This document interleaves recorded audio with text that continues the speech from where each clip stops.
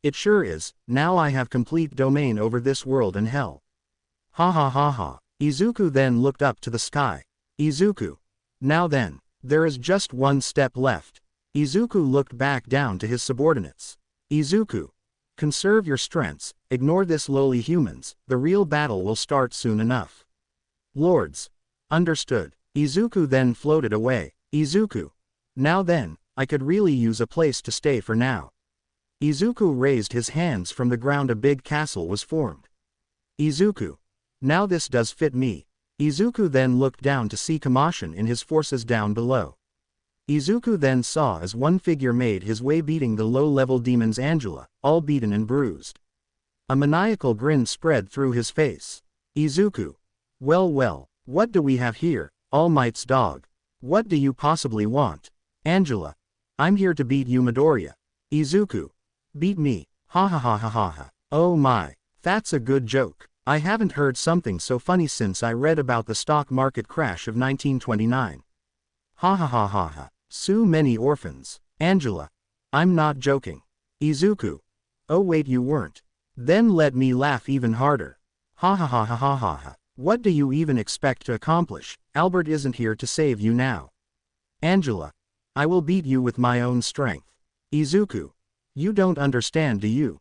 In this world I am all powerful. No one can even compare. I can do and be whatever I want. I'm now the fear that keep you awake. I'm also the shadows on the wall. I'm the monsters they become. I'm the nightmare in your skull. I'm a dagger in your back.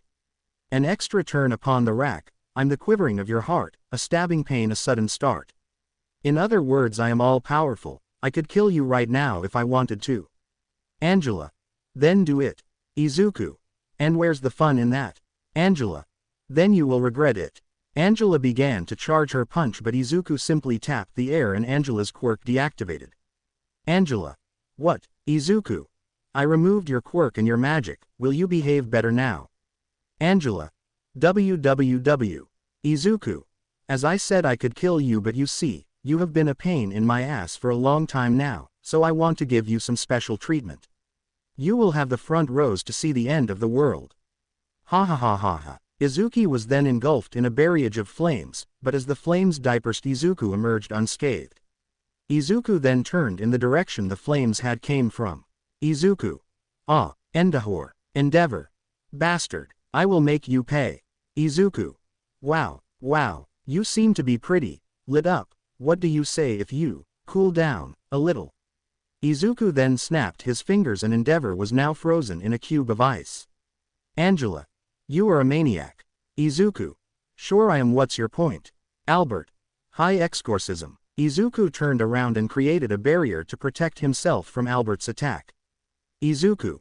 Oh look who just came. I'm sorry to say you are a bit too late, Frank. Albert. It doesn't matter. I will continue to fight until the end. Izuku. Oh really? Well, that's a problem. Here, let me solve it for you. Izuku snapped his fingers and Albert was transformed into a banner of him screaming. Izuku. Ha ha ha ha ha ha. Oh, WHO would have said that being all-powerful would be so much fun. Meanwhile, it is time. The angel turned around. The time has come. Let's go. The horde of angels then began to descend. On Earth, Izuku felt something out of the ordinary. He then turned to the sky and smiled widely. Izuku. Su. You are finally here. Izuku. Finally they decide to show themselves up. Then in front of Izuku two figures stood. Izuku. Raphael and Gabriel, it had to be you. Gabriel. You have overstepped your authority as King of Hell. Remove yourself from this world immediately. Izuku. No can do, you overgrown mosquito. I have a name to live up to. Raphael. Then you shall suffer the consequences of your actions. The angels then went down and engaged in battle with the demons roaming around the city.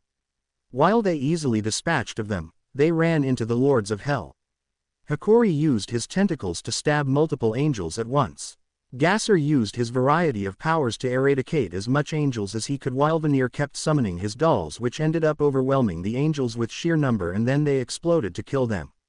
Meanwhile in the sky, Raphael swung his sword against Izuku, but he had an easy time dodging it. Gabriel then summoned a spear and Thet both attacked Izuku consecutively. Izuku WSS dodging them with ease, he could pretty much predict with great accuracy their next moves. The angels then floated high and summoned two balls of energy which then merged into one and then threw it against Izuku. Izuku simply stretched his hands and caught it to then nullify the magical power of it.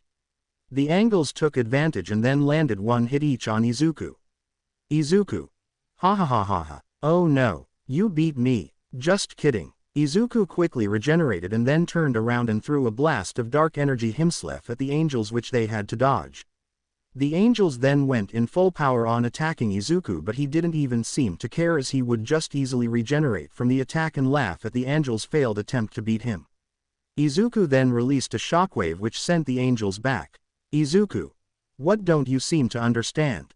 I'm the overlord of this world now. Nobody can beat me here. I control everything, and since you both just stepped into my domain, even you. Gabriel. We don't care. Raphael. Our orders were very clear. Izuku. So stubborn. Oh well, don't say I didn't warn you. Izuku then shot many beams at the angels which they were able to dodge, but Izuku kept shooting laser after laser after laser against them, and the quantity of lasers also began to rise up. At one point the angels were not able to dodge anymore and their wings were pierced and they fell down. The angels were not ones to give up though, and Gabriel threw his spear at Izuku, but Izuku simply looked at it and it disintegrated. Then Raphael charged and jumped towards him, but Izuku simply yawned and then broke the sword and punched Raphael down to the ground. Izuku then floated and landed back in the ground. Raphael stood up and attacked Izuku, but he simply snapped his fingers and a gust of wind pierced him through his stomach and he fell to the ground. Izuku then approached Gabriel. Izuku. I am losing time with you. Tell me, where is the big guy? Where is that entity so many people clinch onto in their time of need and that it isn't even here during the apocalypse? Gabriel. Do not speak ill of the Lord. Izuku. Why wouldn't I? Look around you. You heaven knew my plans, yet you did the bare minimum to interfere. My commanders are currently kicking the crap out of your angels. Tell me, how many people must I kill before this entity shows up? Is a being like that can truly be considered the caring and loving God you all people seem to follow? How pathetic. Gabriel. You will be struck down by the hammer of God. Izuku. Huh, well he isn't here, right? Then don't use the Lord's name in vain and strike me down with your own hands. Gabriel stood up and charged against him, but Izuku simply chopped off his head using his arm. Izuku. Pathetic. Izuku then saw a blinding light coming from the sky, so he turned. Izuku. You finally decided to show yourself up, huh? Izuku rose up. Izuku. You finally decided to show yourself, huh? God. Oh, you have strayed so much of the good path. I come to you with one order. Return to your position as king of hell and leave humanity alone, or you shall face NY wrath. Izuku. Oh, and here I thought you were incapable of hating. Looks like not everything is true, huh? God. This is the only warning I am giving you, so I suggest you consider it. Izuku. Okay, let me think about it. You can shove it up your ass. Do you really think I would come here unprepared? I have cautiously planned this for many years. It's time to end this. Then the circle that served to invoke Izuku began to brighten up once again. From the ground many black hands popped up and they engulfed Izuku, but then the hands also began to expand and they trapped God with them. God. This thing. Izuku.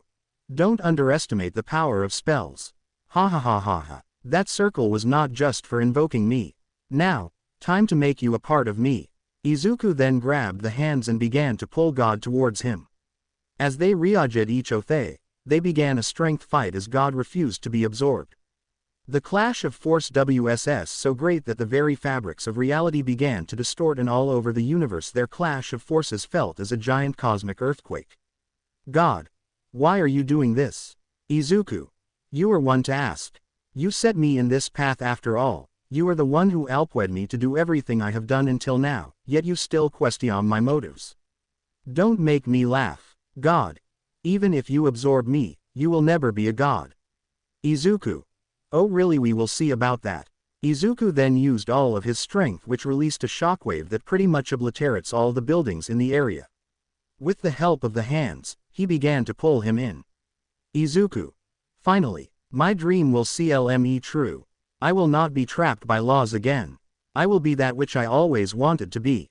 The all-powerful. And it starts here. Izuku felt as the power of God began to fuse with his own. Izuku had never felt so much power before. He felt like he could do anything. He felt like he was God. He then snapped his fingers.